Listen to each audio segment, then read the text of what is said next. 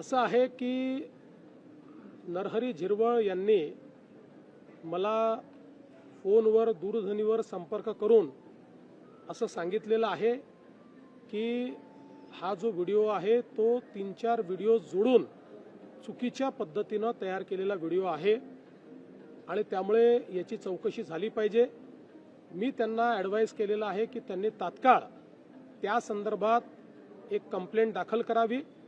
या व्हिडिओची शहानिशा ही करण्यात येईल आणि एकूणच जी काही इमर्जिंग परिस्थिती आहे त्या परिस्थितीवर त्याची सत्यता काय आहे ती पडताळून या ठिकाणी त्यांच्या पक्षाच्या नेत्या सुनेत्राताई पवार आणि आम्ही मिळून योग्य निर्णय करू।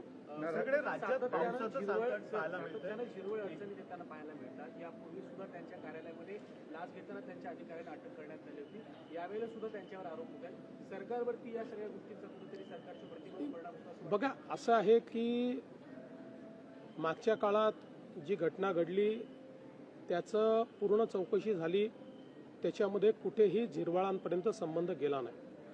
आता जी घटना आहे, जे काही व्हिडिओ समोर आले ते गंभीर आहेत, त्यामुळे त्याची सत्यता पडताळणं हे अत्यंत गरजेचं आहे आणि ते जर सत्य असतील तर त्याच्यावर योग्य ती कारवाई होईलच।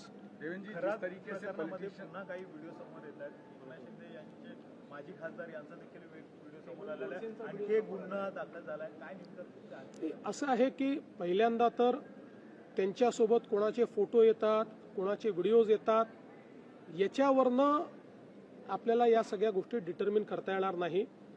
फोटो आणि व्हिडिओज आलेल्यांचा सहभाग आहे का हे महत्त्वाचं आहे आणि तो सहभाग कोणाचा असेल तर कारवाई होईल, नसेल तर केवळ फोटो या ठिकाणी एखाद्याचा निघाला, आता आम्ही सगळे इथे उभे आहोत, आमच्या मागे कोण उभं आहे आम्हाला माहिती नाही आणि त्याच्यासोबत फोटो निघाला, उद्या त्यांच्यातल्या कोणी काय केलं म्हणजे इथे कोणी करणार नाही, तरी देखील अशा प्रकारे आपल्याला दोषी नाही पकडता येणार। पण एक गोष्ट निश्चितपणे मी सांगतो की या प्रकरणामध्ये कोणालाच सोडण्याचं कारण नाही आहे। अतिशय डीप आम्ही जातो, अनेक नवीन गोष्टी लक्षात येत आहेत, अजून काही FIR येत्या काळामध्ये होण्याची शक्यता आहे। काही विक्टिम्स अजून पुढे येत आहेत, काही महिला पुढे येत आहेत, याच्या व्यतिरिक्त काही लोक आर्थिक फसवणूक झाली म्हणून देखील पुढे येत आहेत, त्यांचेही FIR हे लवकरच आपल्याला पाहायला मिळतील। पण या निमित्ताने एक अजून गोष्ट मी सांगतो की या प्रकरणामध्ये ज्या दुर्दैवी महिला विक्टिम आहेत त्यांचे व्हिडिओ हे काही लोकांनी सोशल मीडिया साईटवर अपलोड केले आहेत। ते आम्ही आता त्या ठिकाणी सोशल मीडिया साईटवरनं हटवले आहेत, पण ज्या ज्या लोकांनी अशा प्रकारचे व्हिडिओ सोशल मीडिया साईटवर अपलोड केले असतील त्यांच्यावर फौजदारी कारवाई केली जाईल। राज्यात पावसाचं संकट आहे, ज्या महिला पावसाचं त्यांना काही संरक्षण दिले जाणार पूर्ण संरक्षण दिलेलं आहे।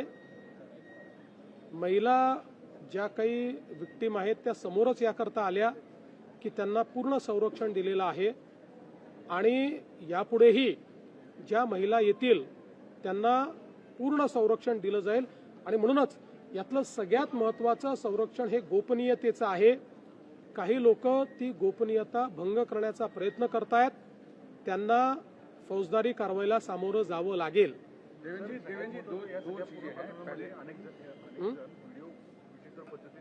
अपलोड करतायत आणि याच्यावर सोशल मीडियावर आपण काही दिवसांपूर्वी हाऊसमध्ये बोललो होता, ऍक्च्युअली त्याच्या अनुषंगाने काही मेजर कारवाई नाही, निश्चित कारवाई ही केली जाईल आणि केवळ तेच नाही तर त्याच्यावर जे लोक कमेंट करतायत त्यांनी लक्षात घेतलं पाहिजे की ते त्याचा पार्ट होत आहेत। जर कोणी फॉरवर्ड केलाय तर ते त्याचा पार्ट होत आहेत। त्यामुळे अशा सगळ्यांना मी चेतावणी देतोय की कारवाई होईल।